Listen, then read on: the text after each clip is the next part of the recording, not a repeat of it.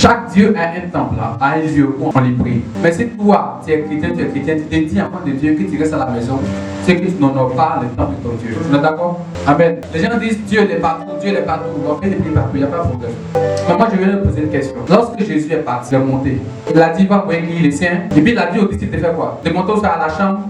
De faire quoi là-bas? De prier à la chambre de l'attente là-bas. Que cet esprit va descendre là-bas. Pourquoi Jésus n'a pas dit aux disciples d'aller à la maison? Chaque personne reste chez lui à la maison. Cet esprit va descendre dans la maison de chacun. Et il a dit, rassemblez-vous à un lieu. Priez ensemble. Va descendre là. On se comprend? La seule chose qui représente Dieu sur la terre, c'est un temple. Donc si toi, tu pries Dieu à la maison, pas dans un temple, tu peux prier, mais tu seras limité. Comment contre-attaquer et répliquer dans le combat spirituel? Parler et comprendre le spirituel. D'abord, comment contre-attaquer et répliquer dans le monde spirituel? Le premier point que je vais développer vient d'abord du thème. Je vais te parler et te faire comprendre le monde spirituel. Le monde spirituel est un monde qui est lié au monde physique. Les deux sont liés, mais sont séparés par un voile qu'on appelle le voile dimensionnel invisible, VDI. Et une personne peut être dans ce monde physique et rentrer dans le monde spirituel. Mais ce n'est pas tout le monde ici qui peut aller là-bas. Ce n'est pas tout le monde là-bas aussi qui peut venir ici. Si tout le monde là-bas pouvait venir ici, tes parents sont morts il y a longtemps, ils sont revenus à la maison là-bas. Le monde spirituel est la mère du monde physique. La terre, les cieux, tout ce qui existe d'abord spirituellement. Et maintenant c'est venu physiquement. Raison pour laquelle, quand tu dis à Dieu, Seigneur, tout ce que le diable m'a volé, je récupère ça. En réalité, tu récupères ça spirituellement et ça vient comment? Physiquement. Parce que rien de ce que tu obtiens ici physiquement ne s'obtient comme ça.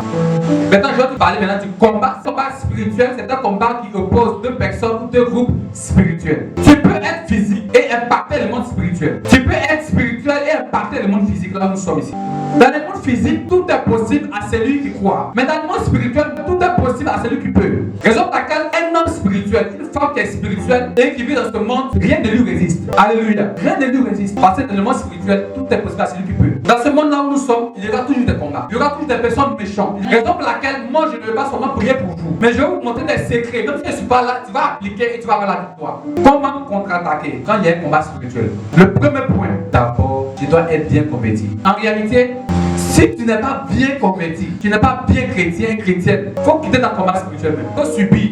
Je ne plaisante pas. Cette histoire de spirituel, il y a la vie dedans, il y a la mort dedans. Toi, ta vie chrétienne est comme ça. Demain tu chutes, après demain tu remontes. À chaque fois que tu viens de la présence de Dieu, c'est toi qui demandes toujours pardon. Tu n'es pas encore bien assis spirituellement, tu veux faire combat spirituel. À toi à se défendre. C'est celui qui a donné sa vie à Jésus bien bien.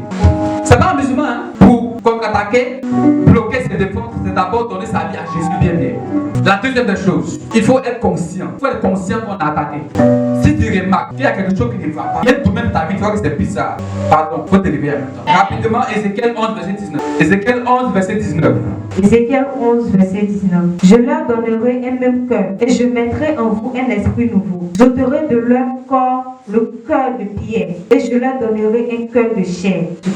Amen.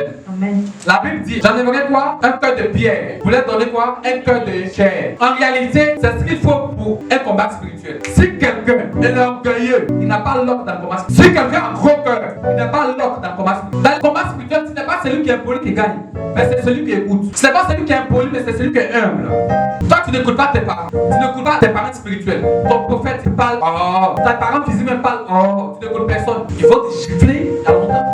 Il faut être discipliné. Les grands hommes spirituels, que ce soit les grands imams, les hommes de Dieu, les grands hommes de Dieu, les grands bouddhistes, ils sont humbles. Plus tu montes la spiritualité, plus tu es humble. Alléluia. Éphésiens 4, verset 26. Éphésiens 4, verset 26. Oui. Si vous vous mettez en colère, ne péchez point. Que le soleil ne se couche pas sur votre colère. Oui, merci. On dit quoi? Si vous mettez en colère, ne péchez point. Il y a des gens là, tellement ils sont en colère, ils sont comme ça.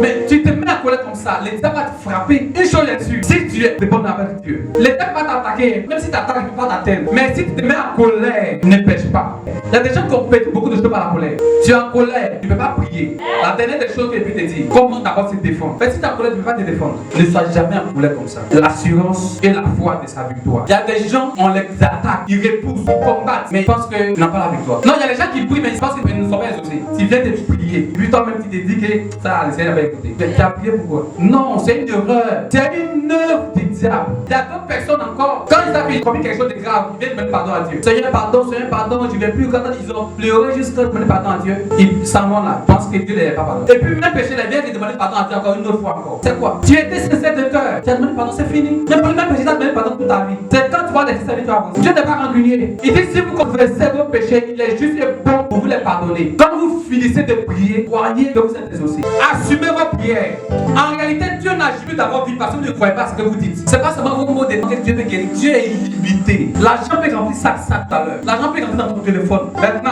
comment répliquer? Mais j'ai déjà dit, si c'est que ta vie chrétienne n'est pas trop, ça faut t'asseoir tranquille. Moi je connais des gens, quand ils ne prient pas, leur vie va bien. Mais dès qu'ils commencent à prier net, si tu pries et que ça se mélange, n'arrête pas, continue. Tu vas détruire sa propre. Dans la petite verset 7. Ne vous y trompez pas, on ne se moque pas de Dieu. Yes. Ce qu'un homme aura sémé, il le moissonnera aussi. C'est qu'un homme a sémé, va moissonner. C'est un pour un, temps pour temps. Psaume 9, verset 6. Psaume 9, verset 6. Tu châties les nations, tu détruis le méchant, tu effaces leur nom pour toujours et à perpétuité. Si un sorcier vient s'aimer quelque chose dans ta famille, contre ta famille, il doit faire quoi? Il doit faire quoi? Il doit faire quoi?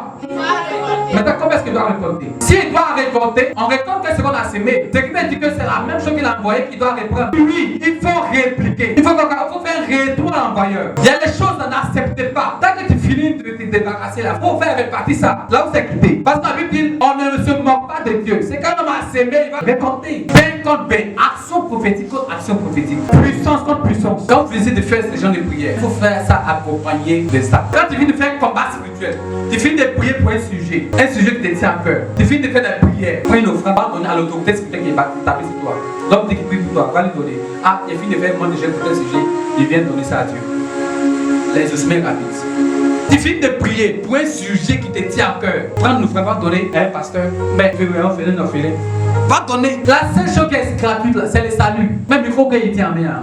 La seule chose que Dieu t'a donné que tu ne payes pas, c'est le salut. Tu vas au paradis, c'est cadeau, mais tu as cru en Jésus. Mais l'argent, pour être prospère, les secrets, les codes, tu ne connais pas, tu vas subir.